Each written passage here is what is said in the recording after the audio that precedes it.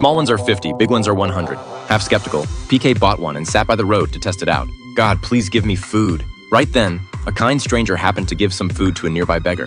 PK stared at the food in his hands, completely stunned. This God thing actually works. So he quickly made another wish for his remote, but nothing happened this time. Maybe the statue's battery died? He took the statue to the vendor asking for new batteries. The vendor saw how clueless he looked and conned him. Your wish is too big.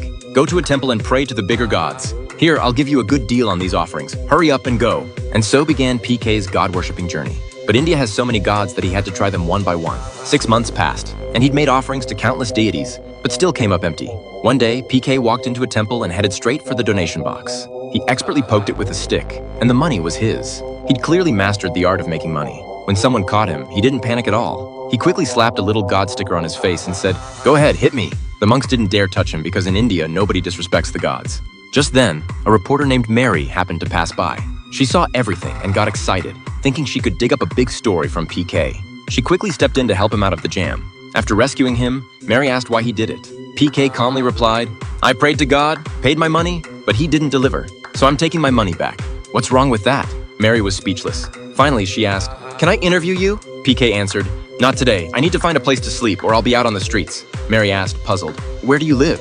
PK replied, "Well, it varies. Depends on luck and which district's turn it is." Then PK gave her a demonstration. He walked right up to a police car and yelled, "Hey, look over here!" Once he had the cops' attention, he started peeing on a wall. The police obviously couldn't tolerate that and arrested him on the spot. Just like that, PK got himself a place to stay, in a holding cell. Mary was completely dumbfounded. PK's antics only made her more curious about him. She followed him to the detention center, wanting to hear his story. PK held nothing back and told her everything. But when she heard words like alien and remote control, Mary started suspecting PK might be mentally ill. So she gave him her business card, shook his hand, and was about to leave. But then PK spoke up and accurately described exactly what was on Mary's mind. She was shocked because he'd read her thoughts perfectly.